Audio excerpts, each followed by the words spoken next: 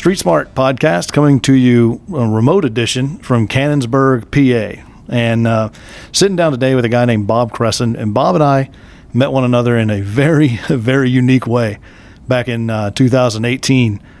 Bob's company sponsored a hole at Allegheny Country Club that I was fortunate enough to hit a hole in one on. And won, it was amazing. And won $25,000. And since that point, Bob and I have stayed in touch. And I was going to be up here for work and thought it was a great opportunity to sit down and learn a bit more about you, Bob. So I appreciate you taking time to come over here and to the Hilton Garden Inn and sit and chat with me. Well, I appreciate the opportunity. Thanks for having me. Yeah, no doubt. So this is really just kind of just a real casual conversation around entrepreneurism and what made you who you are today. And so in that spirit, let's start with kind of the beginning. So where are you from and how'd you get to here? Wow, that's a long journey, man. Yeah, right. No, I grew up in the Pittsburgh area. My father was with the city police, and he ran SWAT team. He's a big guy, and he gave me two choices, CIA or FBI. Yeah. And I started out working for a private detective agency, and I just liked it because there was no parameters. And again, I'm not downing a small police department or anything. I just can't drive a circle on a 5-mile grid every day. That would drive me nuts. Sure. So literally we get to work anywhere in the world pretty much. And it just got under my skin. I loved the excitement. I loved the adrenaline rush. I loved playing around with different types of equipment. And I got into it in the late 70s and stuck it out and started my own company in 1982. Wow. So you've been in business for quite a while then. And it's interesting. So you have a law enforcement background as a kid, watching your dad grow up in that environment. And so it's something that, is that something that you always wanted to do, just kind of follow in his footsteps? Or it sounds like he didn't give you much of a choice, but is that also something that you were drawn towards? No, honestly, I wanted to work on, I was building motors and racing cars, and custom paint jobs. Back then it was Metal Flake and candy apple paint jobs. I could do both of those and build motors. But my dad kept nudging me into college, and I got lucky. I picked up a few jobs, but it started to grow so fast that these owners of these agencies would let me bring crews of my own people, and because they're getting better results than their guys were getting. And I would just cut points on deals and take a percentage of what was being charged and take my own teams. And I got to the point where I was running 7 to 9 companies, and that's before I was 25 years old. Wow. So again, that was the start of me getting my background to teach me I could do this. And when I turned 25, I petitioned the courts, and I was the youngest person to ever get their license in Pennsylvania. You have to be 25. I had it 2 months after my birthday. So your license as a private investigator? Private detective. Private yes, detective. Yes. Oh, perfect. And that gives me a license to then hire anybody under me, because I have a corporate license. So I can grow it as much as I want. And like we were talking before, I do a lot of collaborative projects. People, all different backgrounds. I love getting guys that are retired that are papered out. Think about it. Who am I going to hire? And it's like, I'm not downing the school system or anything, but do I want the person just out of school to do a forensic on a hard drive, or do I want a guy that's retired from the state police, ran the forensic unit? Or how about over here, I got the guy that ran the Secret Service fingerprint unit, 30 years. He's retired now. I call him up. He's ecstatic to get to work. And I have the same equipment the state police use as far as a fuming chamber goes. So what I do is follow the trends and see what equipment who uses, and I buy it, and then we just parcel out little pieces of work, to different agencies and things. Man, so when it comes to the mindset of becoming an entrepreneur, you sort of just were that from the beginning. I mean, you like you said, you worked for an agency for a while, but you also were kind of running your own teams, right? Exactly. Again, this is a long time ago. I mean, high tech back then was a Brother typewriter. If you had 2 different balls on it, Right. So literally, I was. Oh, you have the erasure tape? That's nice. Oh, that was the next model. We had to wait out for a while. But literally, I would carry 7 to 9 different letterheads in a briefcase, and I would go. They'd get a client and have me go meet with them. Like, can I say names of companies? Or I mean, it's so long ago. As long as you're comfortable doing that, it's fine. Yeah. This is 40 plus years ago. So Bob, this is going to go out to tens of people. Okay, so, tens of people. Yeah, wow, we grew the crowd. Yeah. Anyway, like John Eagle was one client that a lot of the PIs had, and it was funny to me because each owner would say, "Oh, we're tight. We're in with them tight," and I would go under different company names and meet the same person, but different functions. Like one might be an undercover, one would be, say, workman's comp, one might be whatever, a theft case or Sure. something. And it just, to me, was funny, but then they got to know my face. I'm like, I'm working for 3 different companies, Right. and eventually I'll be starting my own. Right. So, again, it just taught me a lot. In that line of work, is that the natural progression? People go into it, they work for an established company for a while, and they kind of get, cut their teeth, and then they eventually go out on their own. Is that pretty normal trajectory for people in the private detective world? To get into it in Pennsylvania, you either have to be a private detective full-time for 3 years or police sergeant or higher, or with the state police for Okay. at least 3 years full-time. And you petition the courts, and there's a hearing on it. And I achieved that back in 82. So Right. So you were good to go. You've been good to go for, long time. 82 to 2022 now. So Long that's easy math that I can't do on the fly for That's some it. reason. So whatever. Man, that's fantastic. So how did you figure out the moves to being an entrepreneur? Because it sounds like you didn't come from a family of entrepreneurs. No. It's just something that you began doing. So how did you sort that out, and what trappings did you end up falling into, so to speak, or did you? Well, it's kind of like you. I could ask you about martial arts. I mean, you take bumps and bruises along the way. I mean, I didn't walk down a golden path to this road. I got beat up a lot. But as a child, I told you I had a mechanical background, and I just remember one time as a child, and I used to rebuild cars, and there was a bearing bed on a universal joint, and the bearings were gone.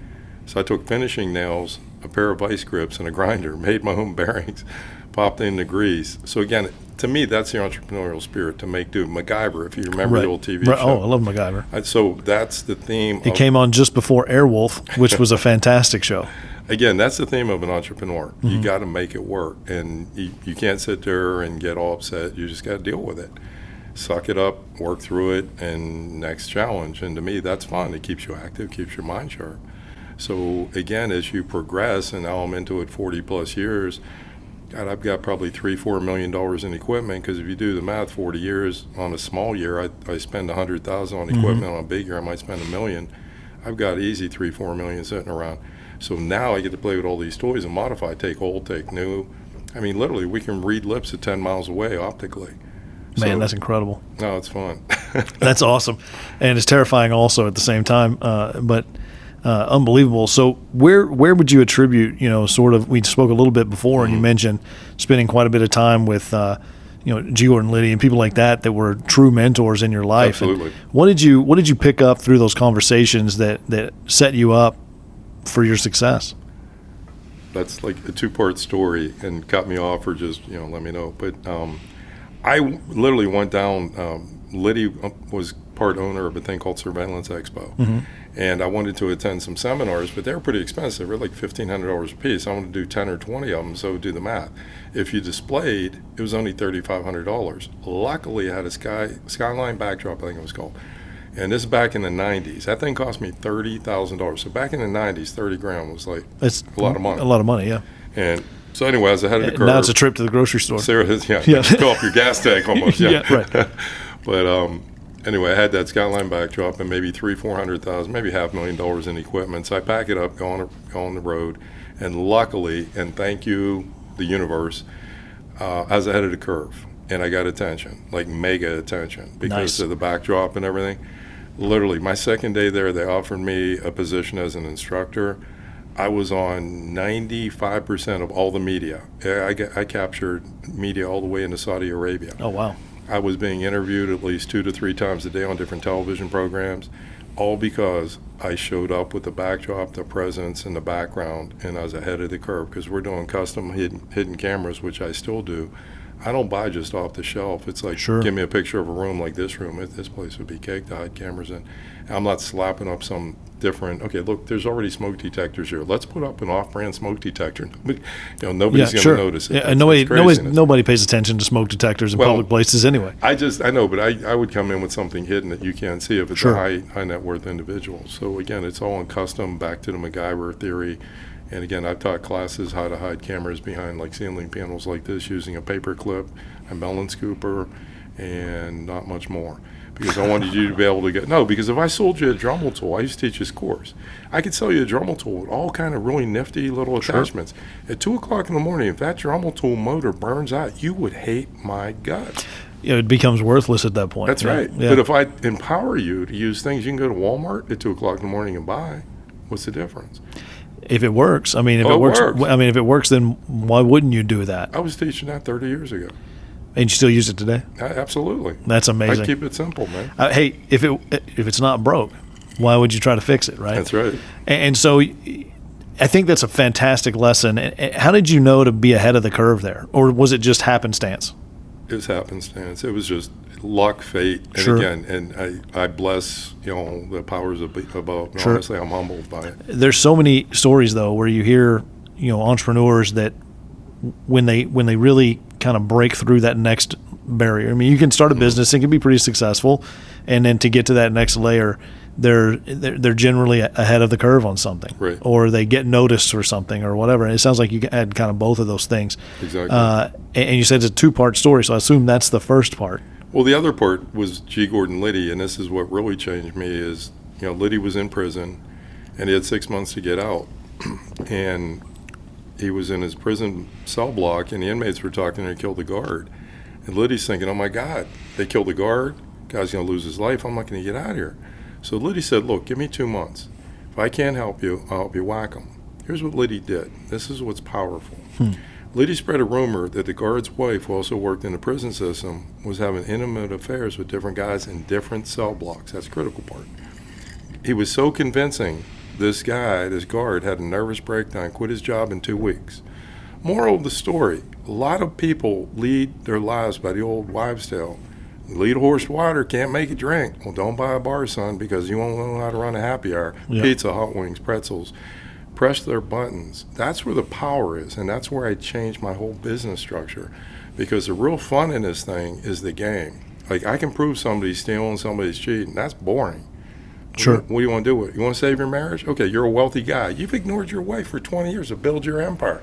Pardon the pun. I mean, empire. But And we didn't get into it, but the name of your business is Empire. Right. So that is why the pun is being pardoned at this point. absolutely. But a lot of gentlemen, very wealthy, and I'll be like, you ignored your wife for 20 years. Yeah. What do you think she's going to do? Yep. I said, why are you being so stupid? And they get really mad at me at first, and then they break down and cry.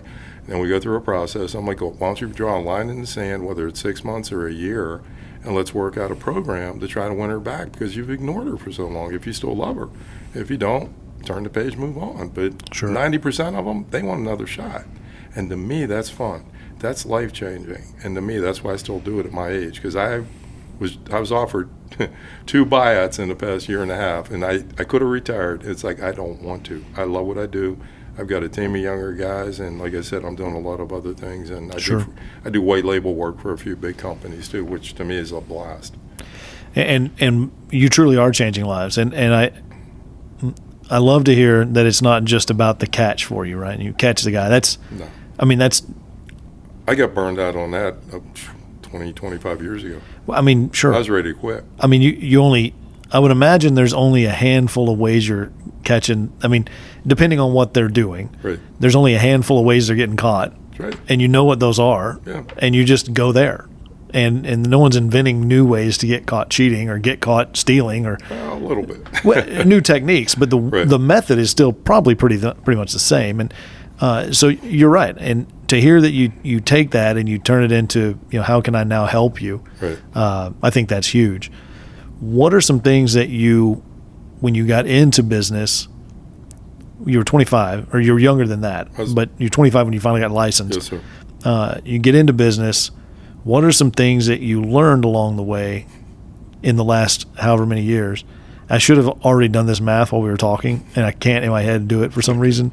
So 82, 92 is 10, 20, 30, 40 years, right? 40. In 40 years, what are some things that you look back on and you say, man, I got that wrong?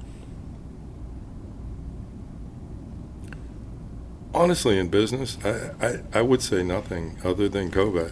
That's the only thing that flipped me upside down. What's that? COVID. COVID. I got you. Yep. It flipped the world upside down. And Sure. It made some of my bigger customers scared. like very big customers. And so we couldn't have meetings, and I lost major deals that, again, you can't, the only thing you can count on in life is change. Yeah. And if you roll and you become like water, like, is it Bruce Lee that says that? Bruce Lee said that, yeah. Be like water. Be like water, that's it. And that to instill in an entrepreneur, when you spend 40 years to build a foundation and you feel you can stand here, and it just goes boom. And you're like, wow, now I got to reboot. Yep. But that to me is fun and exciting, but your mind shift and what you go through in that process tears you apart a bit. Sure. So again, I flipped it. I'm on top of it. I got my hands in probably 20 to 30 different cookie jars, cash streams. Mm-hmm. I don't care now. It's good. Seriously, I really don't even need.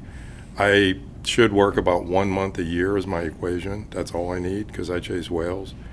And all the other stuff is just periphery, and we feed it. I got a crew of younger guys will be taking over, as I'm going to give this thing to younger guys and just try to have a legacy program here, because I don't want to sell it. I have too much invested, time, blood, sweat, tears. Sure, and it's yours, and it's something Right. that you've built over 40 years, and it's as much a part of you as your arms or your legs, and so it makes sense that you would want to pass that along to someone that you feel comfortable that would continue it in the way that you would want it to continue. Absolutely. What are some things that you look back on and you say, man, I got that right, other than maybe like you said, you were a little bit ahead of the curve on the backdrop and those things. Right. What are some other things that you got right, whether it was just by happenstance or you said, man, I know this is the way to go? I jumped on the media bandwagon. NBC picked it. It's so weird though, because I started working for a national TV show first, NBC out of Chicago, Mm-hmm. and I really enjoyed it, because they'd fly me to Chicago and I would do hidden camera work all around. And luckily, I had such a cash flow back then. This is going back a lot of years. The deal I gave them was, and I thought this through before I did, is I said, look, just pay me my expenses, pay for my flight, my room, my food. Give me a limo on call, because NBC had 20 at the time. Sure. And I said, I'll do it free. I just want my names in the credits, and you give me letters of recommendations. Because I'd looked at it like, who else would be crazy enough to do it for that? So my competition was going to be real small, and nobody had all the equipment I had at the time. So that's why I structured it that way. And they kept me busy, and I had a lot of fun with it. And the only thing I did wrong, honestly, is at the time I was doing 36 trade shows a year. I was doing NBC and some local TV shows, and I got offered a spot. Oprah was just starting up, and I couldn't do another show. I'm like, I can't do this. That was my biggest mistake, honestly, because You turned down Oprah. I probably wouldn't be Man. here right now, man. Well, you know what though, and when you look at that and you say, it almost is the equivalent of now using something like social media Right. to grow your business. I mean, it didn't exist back then, obviously, but you're saying, you know what, I believe in my process so much that I'm willing to do it for free, just for the publicity associated with your Absolutely. show, right? Absolutely. And how did you measure quantifiably what that did for your business? How were you able to measure that? I used the letters of recommendation and the clips from the different shows to then, when I sit in a room like this or a private room in a country club with usually a millionaire or a billionaire, and they always have one or two attorneys with them to nip at me. When they sit there and tell me things like, their attorneys will typically say something like, well, the other PI told us that. Mm-hmm. Really? Tell me, what channel news do you watch? You watch the news at all? Let's talk about that. Yep. Here's the producer. You want his cell number? I can get him on the phone. Here's his letter. Right. Here's work product. You want to watch it? Boom. Show him a video clip. So it helps me close sales. It takes away from the talk, and I've got the walk and the talk. Right. And literally, whenever I go into a private room like this, I usually have 2 tables full of equipment that there's not a PI in Pennsylvania with it. Most PIs, sadly, have 10,000 or less in gear. And this is what is a pet peeve of mine. Because if you look at a wedding photographer, what do you think he has in equipment? The average decent wedding photographer is 50,000. He's posing a person for a picture with lighting. Yeah. How are you going to get a hidden picture with less than 10 grand? Yeah, I can't imagine that you're going to do great. You got a telephoto lens this big? I'm sorry, size matters. I'm not trying to be a jokester here, but I'm talking lenses that are 3-4 feet long. You know, well, it certainly matters when you're trying to take a picture of someone that's super detailed from a distance far enough away they don't know you're there. Exactly. That's why we use telescopes. That's how we're able to read in lips at 10 miles and plates at 12 miles. Use big telescopes. The wider it is, the less light you need. So you can go really wide, and you can be 10 miles away. If you structure it and hide it in the right area, nobody's going to know what you're doing. I'm not sitting in somebody's neighborhood with this stuff, because the average PI is sitting 3 houses down. Come on, give me a break. That's crazy. That's pretty close. That's insane. If I'm doing that, I'm parking a car. It's going to be empty. It's going to be automated. Yeah. Or we're going to have something else there, and it's going to be built out to fit into the environment. I would imagine if you're someone that is worried about being surveilled, 3 houses down, you're going to know that something's happening down there. That's why I quit doing workman's comp, because the majority of the time the insurance companies would lie to us and say, well, we never investigated this. We had a guy we sent one of our investigators out once. He was 3 blocks away. And the target came up, started shaking his car. This guy was huge. Thank God my guy had a quick mind, and he put his arm next to the guy next to him, and he didn't. An impression. Yeah, he let he let him know that he wasn't a threat in some way. Exactly. Yeah. And the guy just threw his hands up and ran away. So, again, baffled them with your BS. Basically. That's the only way I've gotten ahead in life, is just by being a polished turd, so to speak. Well, you're jewelry now. Come on. Yeah, that's right. At some point, you become actually shiny. But like, it's you with martial arts. You're going to talk your way out of a situation. You're a smart guy, and you're worth a couple nickels, so you're not going to get into a fight. And that's my biggest thing, because I'm worth money. Like, I have a gun, I have a pepper spray, whatever I got. Do I want to hurt somebody? No. I'll sit there and talk to them. I just had a heart surgery 3 weeks ago, a month ago, 2 months ago, or something. Yeah. I try to de-escalate it if I can and get out. Yeah, but then, to your point, I'll do that, and you'll do that because you have the confidence in knowing if it does escalate, well, we can do that too. I'm choosing not to, because there's so much tied up in losing that. And I imagine you come across that in your business too, with the people that you're working for or surveilling, where they're like, man, I can stand to lose literally everything, probably in some cases. And so when you are working those types of things, and you come across that circumstance, and you already mentioned that you try to work with them and help them and those types of things. When you report back to your employer, then the person that employed you, do you talk to them and say, hey, he's expressed or she's expressed an interest in making things better or different, are you willing to work with them? Right. How does that conversation typically go? It depends on the client and the circumstances, and it depends where the client's head's at too, because some of them right out of the gate, because I'll bring it up to them and I drop it usually 3 times. I go with the baseball rule, 3 strikes, I'm out. Because I seriously try to push saving it, especially if there's kids involved. Because a lot of these people just do a knee-jerk reaction, especially the men that hires us if it's a cheating situation. And I really try to talk them down through it. And again, what do you stand to gain? What do you stand to lose? You got young kids. You want another man. You could have a criminal record, being the father figure for your child. Is that really what you want? Yeah. And you just look at them, and it's like, that would be the showstopper for me. Just trying to picture something else in my children's lives that didn't need to be there. When you are working cases that involve theft of property or money, are you obligated to then escalate that to police involvement? Never. Not at all? No, we try to leverage the situation out of court, and I was telling you about a story we did, and I didn't have signed an NDA on that one. It was $5 million in gold, and we totally did it with our own team. We confronted the individual. We had enough evidence. We could have got him arrested, but again, the objective was to get back $5 million, which we did. We got 1.5 in gold. We got a property, a house, another bank account. Had a release signed by our client and by us that charges would never be pressed. The person's still walking the streets.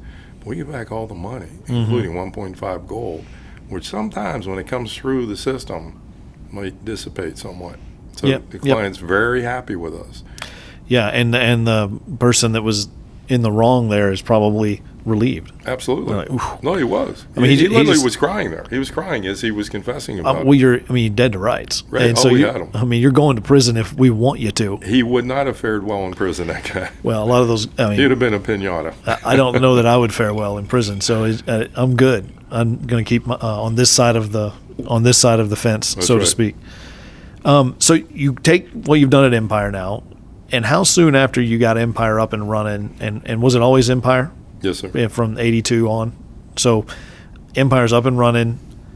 You're doing great, and then at some point you say, "Man, I'm gonna bring in additional streams of revenue from other business ventures." Right. Was that in response to how well Empire was going, and you're like, "Man, I can do this entrepreneur thing"? Was that in response to that, or just, "Hey, man, this is just who you are, and you're just going to continue to have these opportunities and look for these things"? What it is through the years developing clients that become lifetime friends. I mean, I've got clients that are my friends that seriously 20, 30 years. Sure. So when you know somebody 30 years and you've seen them at their lowest point of their life and you pull them out of that and save them, you get this bond. I mean, it's like if you're in special forces, military, Sure. or anything, it's the same. It's very similar. So they become lifetime buddies. So now this... Well, your bond is fused through a very unique circumstance. Absolutely. So yeah. But 1,000% trust. I mean, we're talking they trust me with everything.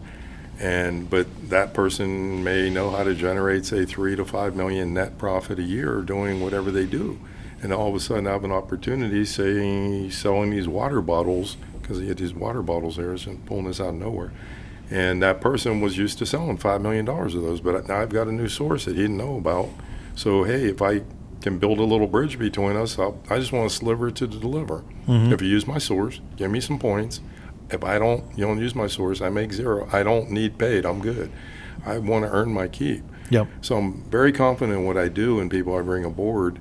And again, that's just been developing more and more and more because, again, as I'm aging, but I'm still meeting people, thank God, older than me. Like I said, I've got a guy 84. I've got a mentor that's 80, and he's still taking people to Italy. He's amazing. He's one of my mentors. And I have a female friend in Vegas, and she's 80, and she has 6 syndicated podcasts, which, again, I'm introducing you to. Yep, absolutely. I'm looking forward to speaking with her, just to pick her brain and find out what makes her at 80-something years of age want to keep doing this kind of stuff, you know.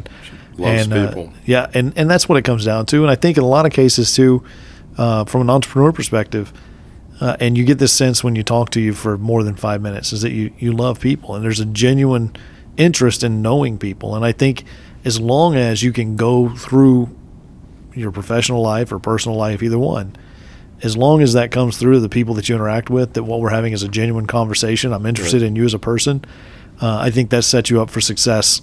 No, it does. In the You're absolutely right off the bat. Yeah, it's not the money. It's all about making that person happy with their expectations. But I finite it down into writing. Like, I don't do verbal anything anymore, and that's one thing with some of the attorneys. They don't like that. They want to just talk to you on the phone. Sure. And I'm like, sir, with all due respect, either put it into a letter or I'm not going to take your call ever again. Yeah, conversations tend to be fungible.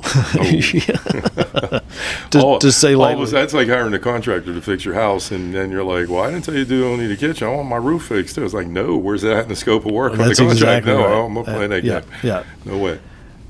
So what are some of the other businesses that you've gotten into that you said, hey, man, I thought it was this way, but it's not exactly what I thought it was, and that you looking back on them now, you wouldn't do the same thing?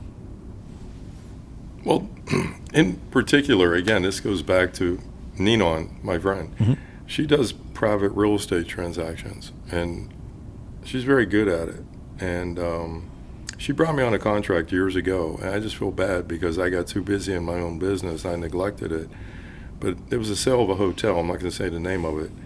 But my cut out of it would have been $5 million. So thinking back, I didn't think properly. Now that I'm aged a bit more. Sure. And seasoned. Thank you. Seasoned is better. Next round's on me. And so people, my daughter the other day looked at me and she goes, "Dad, your beard's getting gray." And I said, it's called executive blonde. It's not gray. Very good. Love that.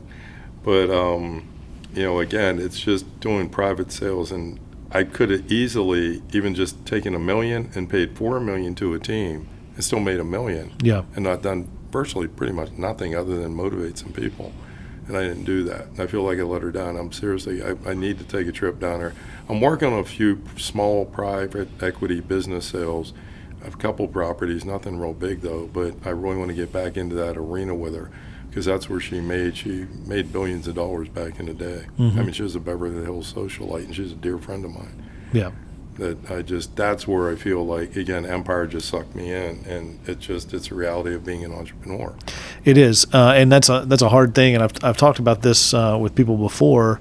One of the things that's limited me, stepping out and doing that type of stuff is being around other entrepreneurs. And my dad was an entrepreneur, and he's been married 53 years. But I've seen other entrepreneurs that have just burned down relationship after relationship because they could never. They was that you? Sorry, I didn't mean to hit close to home. Fine, I'm good. What I'm saying is it seems to me in watching that's what it took for them to be successful, and they were willing that juice was worth that squeeze for them at that time.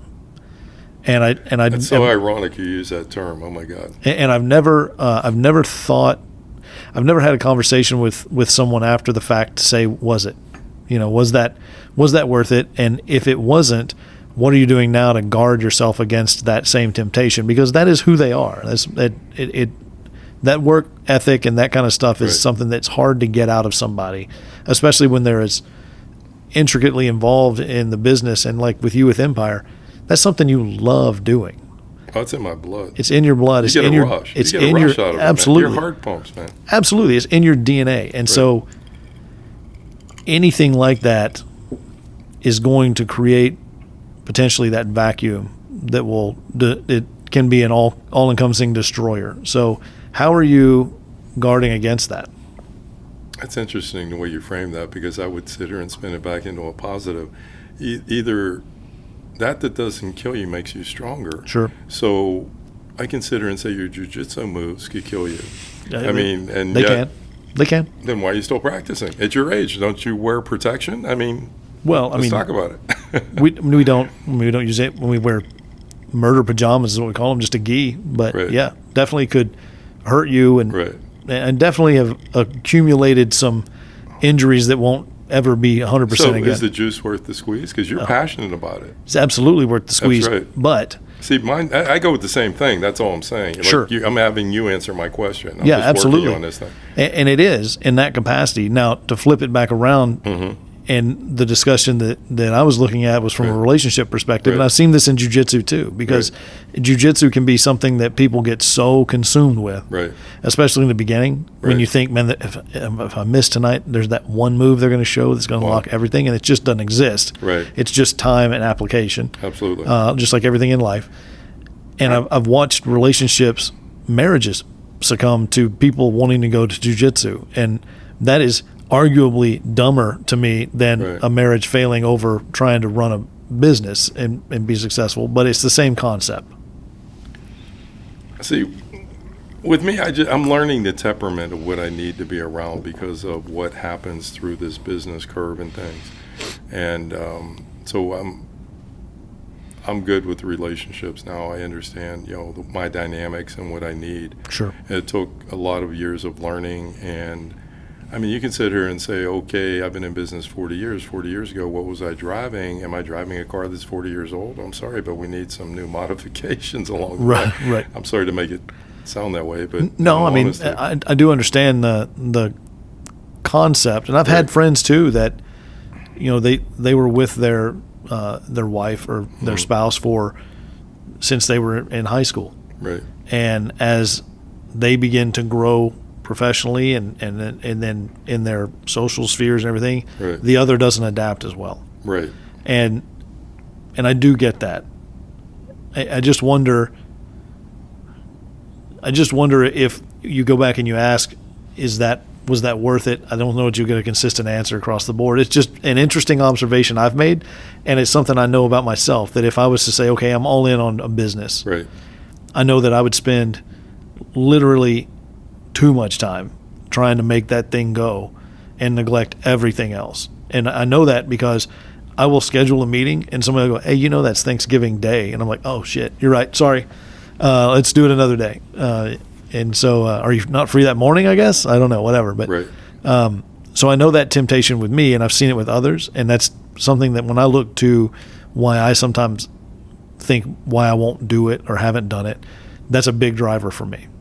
Well, but you're older now, which I'm older than you, so I'm not like dissing you or anything, but I started in my 20s. So again, I just went all out, pedal to the metal, like Sure. run it and grab every opportunity, leverage the media like crazy.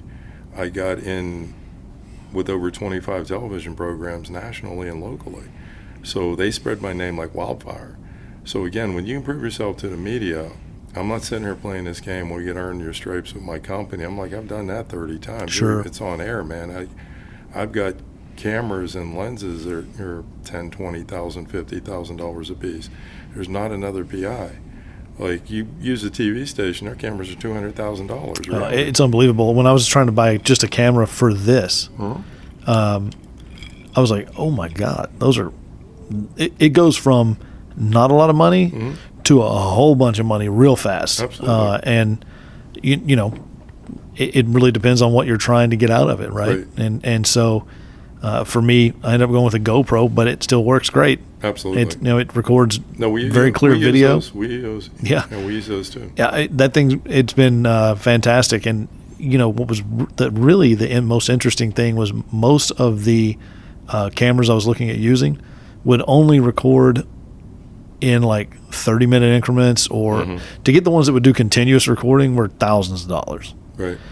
But that'll do continuous recording as long as the battery lasts, or you have it hardwired in like I do right there. It'll record for as long as that card will hold space. The one thing you need to look at, it's called Blackmagic, because I bought those too, and it's broadcast quality. A lot of the churches use them, and then they build them out on a platform, but it goes into the hard drive, whatever size hard drive you use. You can build, again, whatever platform you want. Yeah, they're not giving that away though, huh? Honestly, I got a brand new one sitting there. Where I'll give you one, man. You can have it, brother. Seriously. And you heard that on the podcast. It's yours, man. Oh, awesome. I'll give it to you. I love you, man. This is fantastic. I just want to take you to Vegas one time and bet with you. Oh, I'm only lucky every once in a while. My wife's the one that would take you to Vegas. She loves. We were married in Vegas. That's wild. Where did you get married at? We got married at the Flamingo. Are you serious? Yeah. Oh my God, that's old school. Yeah, we got married at the gazebo at the Flamingo by a Baptist minister. And I tried to give him tried to tip him with chips, and he said, "I can't take those. I can't be seen cashing those out." I said, I didn't think about that. I'll be right back. Right. But no, we did. It was when we tell people we got married in Vegas, they're like, "Oh, it wasn't like that. It was a planned. We got there. We had fresh Hawaiian wedding leis flown in. It was very, very nice." Very cool. But yeah, old school Flamingo, man. Yeah, wow. I used to go to, my favorite casino to go to was O'Shea's, because it was just you could find single deck blackjack. You could sit down, you could play cards for hours and hours and hours, right. And that's not there anymore. I think O'Shea's is still there, but it's not the same thing. That you walk in and you're like, oh, there are ghosts in here with you. That it's a different thing. But yeah, we love Vegas. Have you been back to Vegas lately? Not lately. We used to go every year. And COVID slowed us down a bit, obviously. Right. But yeah, when we go, we tend to go to Fremont Street whenever we're there, just because it's a little bit more our speed. Just kind of a cool vibe down there. Do you Circus Day Soleil shows at all? We've gone to. I've been to. I was trying to think which one we went to. You ever go to the Wynn? Le Rev. We've been to the Wynn. Yeah, we stayed at the Encore once. No, but they have a Cirque show there. Oh, okay. Very interesting, and they have a VIP section where you get chocolate-covered strawberries and champagne. I'd say take your wife there. Hey, and that's a tip from the Bob Kresson. That's right. So what are you currently, how many businesses are you currently involved with? Probably about 30 to 40 different sectors outside the PI industry, but within the PI industry, there's probably about 50 layers. It gets tricky. But that's what's kept me in business so long. When the economy tanks, process goes up. And this is interesting, and this is no reason explain that. When it tanks, process, what do you mean process goes up? People sue people. Got you. Like okay. crazy. So there's action happen when it goes, when when shit goes south, people start looking for creative ways to get paid. They do, but Gotcha. in addition, there's a lot of foreclosures. So here's an interest. So what do you do if you get hired to paste foreclosures on doors of houses that are vacant for 1 to 2 years? What do you do with that kind of information? How about you maybe form a company and you get a group of guys together and maybe invest in some some houses. Go buy some properties. Go buy some properties from the distressed homeowner or the bank. I know 1 to 2 years before realtors know about this stuff. That's brilliant. So we play with it. So I'm getting paid to look at a house. Literally, I just sent one of my contractors to go look at one. I paid him to put the paper on the door, but then he took pictures of the house. I'm like, we want it or don't we? Yeah. And then well, he's already there. I mean, he might as well. It's a win-win. Yeah. So again, you take a negative and spin it. So again, I've learned, because that used to be a really pressure-oriented business to me, but I learned it, again, with real estate where it is I take that negative, flip it to a positive. I have a database with a couple thousand leads in it that I could sell to investors even. I could charge them points on a deal. Sure. Here, I won't even charge you. I'll charge you when the house sells. Here's our contract. Here's the information. Yeah. On the back end of that, I get 10 points or whatever. You got it. Right, yeah. You got it. Man, that's awesome. You just, again, adapt along the way. It's What- a MacGyver-ism to me. Yeah, it absolutely is. It's adaptability at its highest form. It's looking for ways to, where is it going and how do I get in on that now? So when you say that, other than Empire, the private detective work, what's your favorite business you're involved with? Wait a minute. You saying it's on the highest form, I'm going to back up a second, because honestly, I can come off because, again, the brand is strong, but I honestly look at myself as shoe shine boy. I literally call myself to the attorneys and some of our wealthy clientele, because they'll thank me and their jaws will drop. Sure. I'm like, look, just remember, I'm shoe shine boy. I want you to look good at the party. I'm not going to the party. Telling the attorney, I don't want to go to court. You need somebody in court? I'll pay somebody. I'll get you somebody papered out to sit there in court and play your game. Like, it's not me. That's not what I do. But I'm sorry, I didn't try to avoid your question. No, because I'm going to ask the question again. But and I don't want you to misunderstand what I was saying is MacGyver the highest form. I was saying it's taking that concept of adaptability and applying it at every level. Absolutely. So when you look at the businesses that you're involved in, and the question I asked was, other than the private detective stuff, which is your heart, that's really in your DNA. It truly is. Other than that, what businesses are you involved in? What's a business you're involved in right now that you're like, man, I really love doing that? I like flipping real estate, where we set up shell companies and we buy real estate for billionaires and millionaires. Nobody knows who's buying it for them. That's fun. Yeah, that does sound fun, actually. And I have a team of people all the way up to psychiatry level people that work for us. And I love that because, again, it's just I do not all that much other than I opened up the gate that brought this to the table. And I keep, again, building more and more and more. It's just bring more opportunity. Who wants to come to the party, who can help us, I call it play. Because if it's work, I walk away from it. I don't want to do it. I don't want stress. I'm too old. Like, I'm done with that, man. It's like, I got to play dress up. Like, I'll do that occasionally, but I don't go in dressed up every day. I don't even go to my building every day. I own a corporate building. I don't even go every day. Yeah. I might go twice a month now. Why?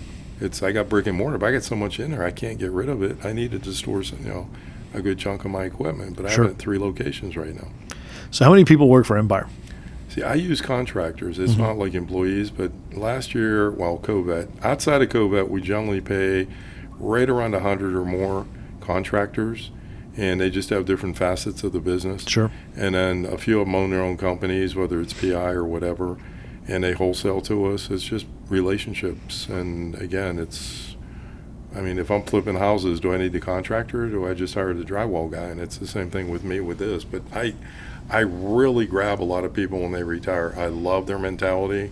I know their work ethics. A lot of them even started with me. It's gone full circle now. Guys 25, 30 years in the police departments are retiring, and they're begging me to hire them back. They're like, oh, my God, Bob, I made the wrong choice. It's fantastic for them, too, because if they've retired, they're getting a pension, and so then they double up. You got it. My brother, he's a captain in the highway patrol in Oklahoma. Yep. And I've told him that. I was like, man, do your 20. Then if you want to do more. But if you don't, right, get out and do something else, man, and double up. Absolutely. So you have kids? One. He's 27. Is he following in Dad's footsteps? I tried that. He has a videography business. He does weddings and corporate work, but he is a part-time minister heading towards full-time ministry. Man, that's awesome. But he's sort of in your line of work if he's doing videography and stuff like that, Right. because obviously you have a good amount of equipment, one less piece of equipment because you guaranteed me one. You can have it. So we're figuring that out. Does he live in the area? He's in the Trenton area, and he's with Generations House of Worship Church. Okay. And they do a really big, like, Easter egg hunt. That's one of their big claims of fame. Usually about 5,000 kids. Oh, wow. Easter Bunny jumps out of an airplane. Usually 2-3 TV stations show up. They even have a special needs section within the building so the kids that are disabled can still enjoy the Easter egg hunt kind of thing. So it's just really cool. It's like a Christmas Day kind of experience. I love the energy there. Yeah, that's amazing. And where did you say he is? I'm sorry? Where did you say he's located? In Generations House of Worship Church in Brackenridge. It's outside Toronto. So in Canada? No, in Pittsburgh area. Okay. So, all right. Like from here, it's about 40 miles. I'm native Texan, so you say Toronto, there's only one in the world that I know of, but that's on me. And so what are some things that you would love to tell someone that is hesitant to start a business? How would you get them to get past that hesitancy? Honestly, I drag my collaborative partners through Tony Robbins' UPW Live, not virtual. I don't like virtual, as we discussed. I hate Zoom meetings too. But UPW Live, you do about 15 hours, 18 hours of training and walk on hot coals barefoot your first day. That's your first day. And you go through 4 or 5 days of training. I think it's 4 days on that one. That's a great place to start. And it just shows you what you're really made of. We wake up with a stiff neck or something. We're like, I can't work. I don't feel that good today. Nah, man, no excuses. Yeah, I'm not a big excuse guy. My wife will tell you that there are very rare occasions that I take time off. If I'm sick, well, I'm going to have to be bedridden sick. Right. So, last year I had to have a hernia operation in like October. And so I had the operation on Wednesday, and that Monday I was back standing at my desk working. Now, it hurt, but hey, I had stuff to do. Right. And I'm not swinging a sledgehammer these days. So I'm able to do that type of work. But I get your point that in so much of our society seems content with, I have PTO or, whatever. I'll be sick today, or, I'll play hooky. But see, that work ethic you have has you wired to be an entrepreneur. I think so. I said, I know so. I just think you should dabble in collaborative projects. That's all, to put your foot your toe in the pool.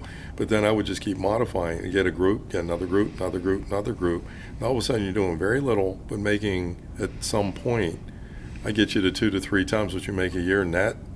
And then I get your attention. I'm like, okay, let's play with the metrics now. And that's where the fun's at. And that's what I do every day with people. And so you're advocating for, instead of, jumping out there and going, okay, I'm all in on this one idea. Right. Coming together with several people. And the analogy you used was actually pretty interesting. You'd said, if you're going to throw a backyard party and you don't want 100% of the bill, right, you call your buddy and say, hey, you bring the beer and I'll get the food and you bring the whatever. And so how do you go about identifying those types of opportunities?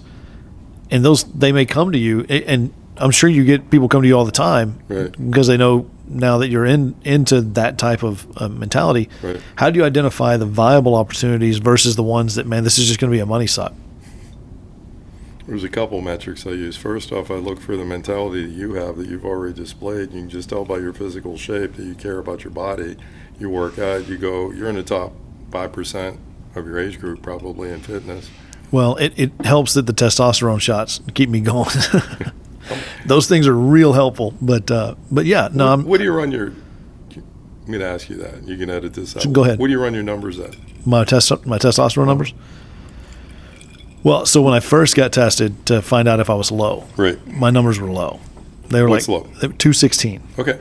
And my doctor, he's like a guy's guy, he goes, man, you're basically an 11-year-old girl. I said, yeah, that's true. So he started off giving me one mil shot a week. So it's 200 milligrams a test. I gotcha. So one shot a week, or one shot every 2 weeks. Sorry. He's like, try this That's very low to begin with. So, okay, cool. So I start that. Now, The other 40-something-year-old guys I do jiu-jitsu with, they all take testosterone. Right. And they were all like, that's a bullshit thing, man. You need it every week. I was like, okay. That's a low number, though. So, yeah, 216 is low. That's a rookie number. You ever watch Wolf of Wall Street? That's a rookie number. Just saying. It was, and start doing that thing. Yeah. Come on. Yeah. It's maybe the best Matthew McConaughey scene in history. Is definitely iconic. That movie's great, by the way. I followed that dude, the real guy, on Instagram. Talk about a life lived, man. Oh, my God, dude. Jordan Belfort. Yeah. So, anyway, so I start taking that weekly or bi-weekly. Go back 3 months later. I tell him, hey, about day 7, I'm starting to get a little bit run down. You have to go to him to get the injections. No, I give them myself. Okay, good. I look myself in the eye in the mirror and do it. Siponate. Siponate, right? It's just the injection, yeah. Yeah, but it's Siponate. You draw it out of a brown container. I draw it out of a vial and then inject. Yeah, yeah. Grown man stuff. I know. Yeah. I do it too. I just want to know what your number is, bro. All right, I'm getting there. It's a good story. So I said, man, I'm just kind of a little bit run down on day 7. And he said, I'll tell you what, we'll just double it. We'll give you, a shot a week. It's perfect. So fast forward, 6 months or whatever, I go for more blood work, and I'm on day 7 of that cycle. So I'm right at the end of the cycle. My numbers were in the 1290 range. Okay. And which is high, but not that high. Not for your age. No. And he looked at me, he goes, you're doing great. And so I would say my numbers probably fluctuate in the 1200 range, up and down. But, man, it's you want to talk about something that changed my life. That did for sure. Yeah, my doctor runs me 12 to 14. Yeah, it's great. Just make sure you drop red blood cell. Your hematocrit runs high. So if I start feeling where I can't draw a deep enough breath or whatever, I know it's time to go do a bloodletting. And so we go do that. But what's your hematocrit number? Did he tell you? I don't know that number, no. But I do know physically when 15, I need to go. 15 should be your number. I'm just trying to help you. I had a dear friend. It's weird I'm doing this. You can edit this out. Second strongest guy in the world. Just passed away 6 months ago. Yeah. He worked for me part-time. I kept on him. Dump. He was overshooting. He didn't dump. Heart attack. Yeah. 15's a number. Mine right now, mine's probably at 17, so I got to dump another bag. I just dumped 2. Weekly. Yeah. Week. I have a letter. Yeah, just going bloodletting, yeah. Yeah. I can go to a blood bank, have a letter until my chemocrit's 15. They take it. And just keep going. Yep. So that's great news. I just want to make sure you don't keel over. But to your point, you were going. We got on this topic because you were talking about what you look for in someone to ensure that it's not just some bullshit thing they're trying to get you to invest in. Right. And you were mentioning the mentality is one thing, right? So you're looking for somebody with a lot of drive and a certain type of mentality. Then what? Well, the other thing is realizing what I do for a living. Anything on paper, and I'll just say hypothetically because we're on air. Sure, yeah. Is obtainable. My favorite thing was right after I had the hole-in-one. Mm-hmm. And you had to get my information. And those that don't know how that works, they don't just hand you $25,000 at the venue. Right. It's an actual insurance claim. It is. So you purchase an insurance policy on the hole. Yep. And so the insurance policy is held by Empire. Yes. And so the loss is occurred for Empire, and then they pay you, and then you turn around and you have to pay me. Yes. And so it takes time. And so when I rolled up in there and everybody's like, drinks on you, I was like, no, I'm still broke. No, not right now. But you could have hit me for the drinks. I'd have bought everybody drinks at the place. But you were more happy about me doing that than I was. Absolutely. No, I was never around anybody. I've had a hole-in-one insurance all the way up to $1 million. I was begging. I was hopeful people would get the $1 million. Damn, dude. I did that probably 10 years in a row. Just 4 people at a time. That's just kind of expensive to get that kind of a number. But I was praying somebody get it just for the PR hit on it. It was unreal. But my favorite thing that you said to me was, I said, do you need my ID? And you said, no, I'll find out who you are. I'm a private detective. And then I said, oh, okay. And then you're like, no, but seriously, give me your ID. So it was that was hilarious to me. But to your point, yeah, I would imagine that given your background and what Empire does, you're able to compile a good amount of information on people. An insane amount of information. Yeah, before you ever do any type of business with them. If I just have your cell number, if it's legit, not a burner phone, I own you. Anything I want, I got you. Anything. Okay, well, damn it, I texted you today. I still got your driver's license. What are you talking about? I know what bank you cash that check man, in. What are you talking about? You've known everything. I can do that one blindfolded. Yeah, you've known everything about me for a while. So, so you and it makes sense that you would utilize that ability to vet somebody. But let's go full circle to relationships. Sure. Now you understand why a guy like me sometimes burns through some. There are no secrets. That's true. I know, but that's tough. Yeah, that would be tough. That would be tough to uncover. If somebody's in your inner circle, inner circle, and you know that there's things that were discussed and things of violation. And I have people, believe me, when they get involved with signs, NDAs, and they understand what I have access to, I throw it on the table. I have to because of people I work for. I can't have a loose cannon. So you say, is it worth it? Okay, let's say you get cancer in your body. You going to let it grow or are you going to get it killed, cut out? No, it makes total sense. It actually does. And it the fact that you're sitting here with me means that everyone listening, I'm a good guy. You're an awesome guy. You're lucky, man. That's why I'm wearing this hat with the right. And you brought me a lucky hat, and I love that because I have a couple of those already. But that would be hard. That's something I had not considered until just now when you said that you have a tremendous amount of information on the people that are in your life, and they can't hide from that. Right. And they know that. Man, that would be tough. And the more intelligent they are, the more they think they can get away with. You know what's funny, though? And it's not funny, ha-ha. It's funny, ironic. Right. And I know that about you. Even before you said it, inherently, I know you could pull up any information on me that you could ever want. Right. And it never enters my mind because, whatever. Pull it up. There's nothing for me to, there's nothing to worry about. I just admire you. I want your lucky streak. Seriously, I'm dead serious. Well, like I would take $25,000 right now, go to Vegas with you, say, let's go. I'll throw the money out. Let's split anything we walk out of here with. And even the 25, I'll even cut that in half and say, we walk out with that, I'll split that. I don't really care. I would do it. You're drastically overestimating my lucky streak. It was truly a lucky day. But I will tell you this, my wife would confirm for you that in my life, big picture in my life, things just generally work out for me. That's good. And I would caution her in saying, I know it looks like that. There's a tremendous amount of work that goes into the relationships and those types of things that make it look like things are just working out for me. Right. And I know that is the same for you. I know that you have genuine relationships with people.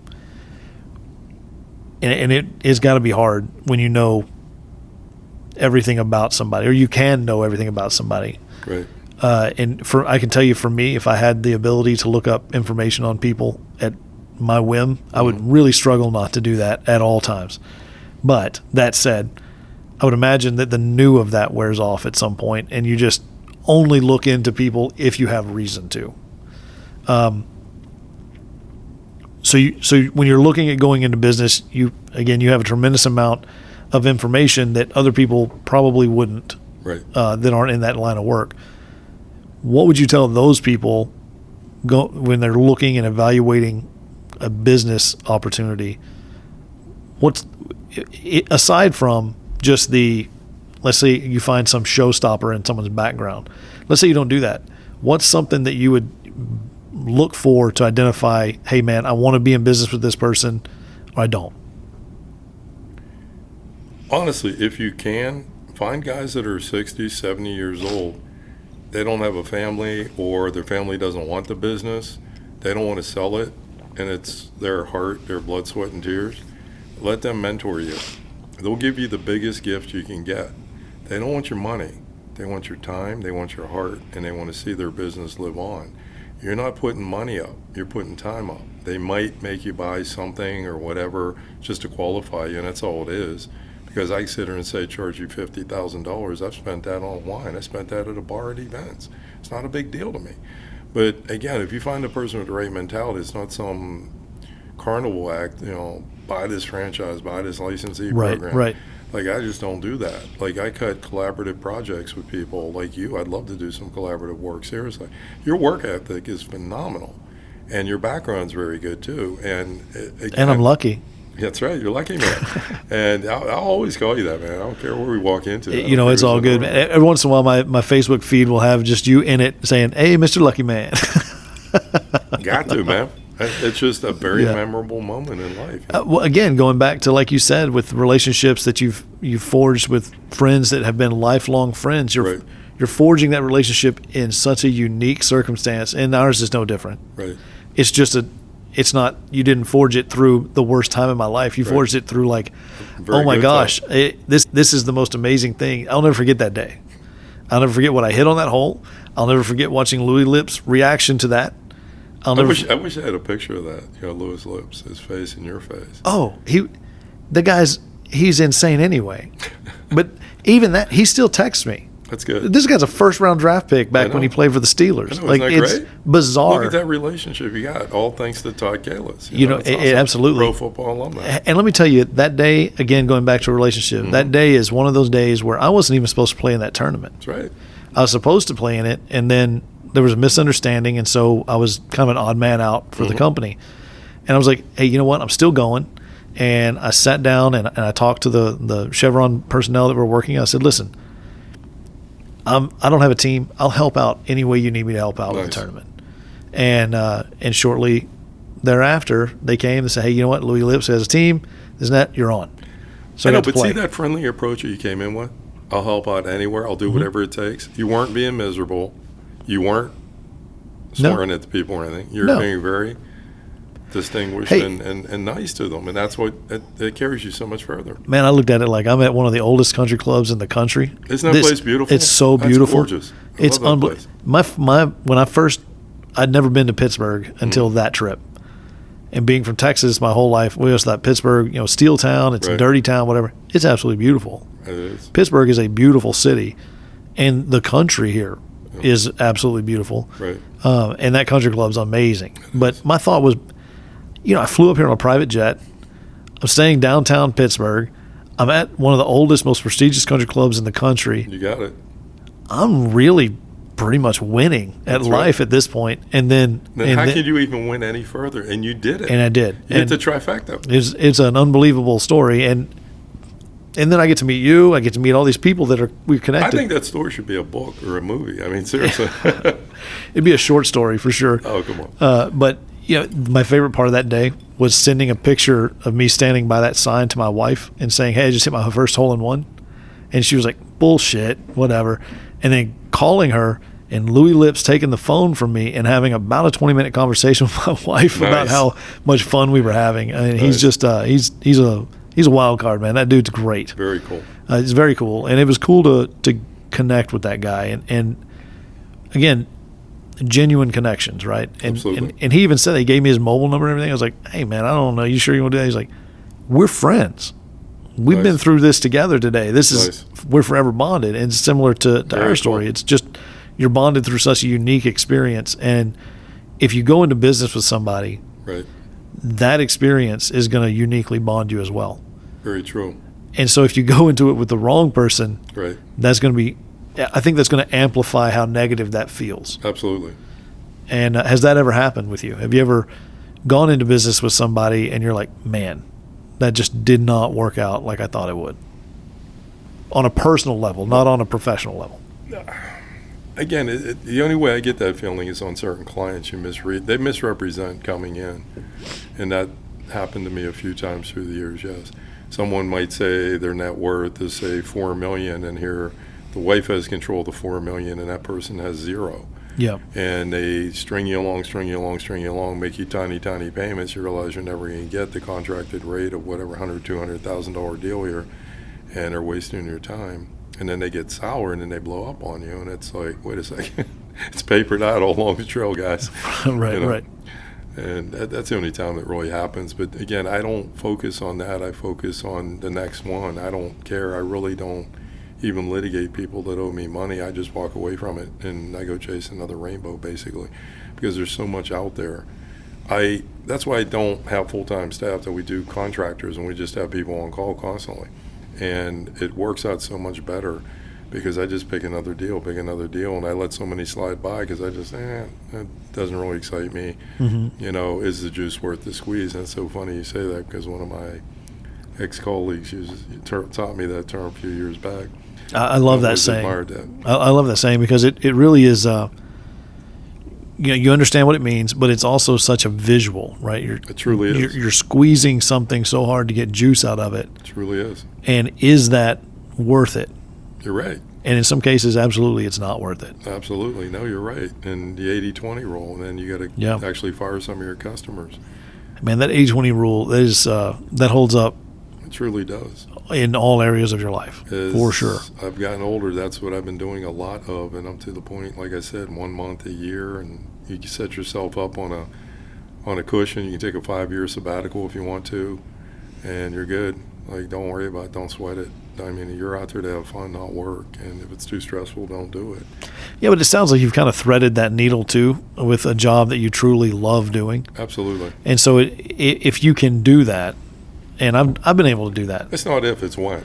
Right. Well, that's true. And I've been able to do that. I've with Wildcat, the company I work for, they encourage me to do stuff like this, which is stuff that I really enjoy doing. And this is not monetized. I mean, I just do it because I get to sit down with people that are interesting in my life and also meet new people that are founders and CEOs and doing amazing things in all areas of the world. And it's fun. And more than being fun, it's just something that I truly have a passion for and enjoy doing. And no, but see, that's where it's getting monetized to Wildcat in a couple of ways. Number one, it's your mental attitude's through the roof because they're letting you do this. Yeah. So you're actually being more productive at work. You're coming in a better mood, more productive. Sure. You're going to be more helpful. Sure. And you're getting notoriety to Wildcat, too. If you start to hashtag this and get this thing posted and you throw it through some social media, you let us as entrepreneurs kick it around. I can hit 2.5 million right now. Share me something. I can hit my friends. You want 25 million? Give me 10 minutes. Yeah, 25 million people. I got word of mouth. How many people are you going to talk to in the next year? Plenty, and that's the goal. And right. And you're exactly right. And so, I meant old school people that word of mouth business. It just drives me nuts when they say that. What's beautiful about the relationship I have with the ownership at Wildcat. Aaron's like a brother to me. It's great. It's a family-owned business. Trip and Duke and the others, they're fantastic people. We've gotten to know each other over the last 4 years really well. Nice. And they see that bigger picture. Aaron's a younger CEO. Trip is our COO, and he's not even 30 yet. Wow. And so these guys understand the concept of, okay, well, when Justin's out there doing that, any eyes that see him associate him with Wildcat, it's free to them. That's right. For me to be doing this. And, like right now I'm in town to do work specifically for Wildcat. That doesn't start till tomorrow. Nice. And so I'm able to bring my equipment with me easily in a suitcase and we set up and do this. Right. And so you're exactly right. And it's those types of relationships and those types of things. If you can find something that you're passionate about and that you truly enjoy doing, even though this is a lot of work to put together, you got to put the equipment together, you got to carry it with you, you got to have a conversation, you got to do those things. That's a lot of work, but man, it's fun to do. Do you carry this on a plane with you, or do you pack it? So I have that fairly large bag there. I check that. Wow. And so everything's packed in foam and whatever else. And the camera goes in that GoPro, goes in that Pelican case, but my computer and everything just lives in my backpack. So. Yeah, all this stuff gets checked. Personally, if it was me, I would downsize your bag and carry it on the flight. Because seriously, I carry TSM equipment. I carry the majority of whatever I need to get done. It's above me. Yeah. And I would never let that go through because sometimes I'm just saying, it will happen to you. It'll just disappear. I don't know how often I'm going to be actually schlepping it around the country. There's just been a couple of times, but I agree. I do get nervous every time I check it. Murphy's Law, that's it. Please make it. Please make it. I carry mine, man. Yeah. I have to go 4 hours early when I fly with my gear because I carry so much stuff. A lot of times TSA doesn't know what it is, and or it might pop positive for say explosives or something because of where I've been, and it takes a while. But then by the end of it, they're wanting to work for me and they're very friendly and efficient. Sure. Yeah, I had a great experience at TSA today. Actually, we didn't have to take our shoes off. Right. We didn't have to take anything out of our bags. We just put everything in a bin and walked through, and it It was great. I think they're getting better at it. Their equipment's getting better. TSA pre-cert? No. You're not? No, I don't travel that often. Well, you'd be surprised. You should get it. It helps. Yeah, I've thought about it. No, it's just certain airports. Again, you can get stuck in lines. I've been in San Francisco. It was a 3-hour wait for the general population. That's your fault for going to San Francisco. It was a contract. Well, yeah. The juice was worth the squeeze. Yeah, brother. I tell you what, it's funny. Oil and gas doesn't go to San Francisco very often, man. But you have the wine country out there too. It's so pretty. It's gorgeous. It's so pretty. That whole area of California, that North California like that is so pretty. So, well, what's next for Bob Kresson? What are you doing? What are you doing next? What am I doing next? Working on more relationships and with the wealthier crowd, just developing deeper, meaningful relationships and seeing where we can grow them to, and just helping others do the same thing. Because again, that's where my passion lies at this point, is just doing collaborative projects. And whatever comes in through the PI door comes in, and I do white label for a couple large companies, and I'm having a blast doing that. So I want to work on that a little bit more too. Just again, because the clientele base that they have, it's been a lot of fun, and I'd like to continue that. I told them at least another 6 years, God willing and health willing, Man, I don't see any reason in the world you wouldn't be able to pull that off. Well, the equipment, my bag weighs 180 to 2 1/4, depending what all I take. So it's a little bit of a challenge sometimes, but We keep your test numbers around 1,200. You're good. 12 to 14. It's the back that kicks out, though, man. Your mind saying go do it, and then your back says, "You dumbass." Yeah. What are you doing, man? What are you trying to do? That's right. Yeah, I get that too, man. Especially doing jiu-jitsu. It's a young man's game, man, and it's something I can handle for a while. But man, the body, right? The body will just eventually be like, "Hey, we've had enough today." Absolutely.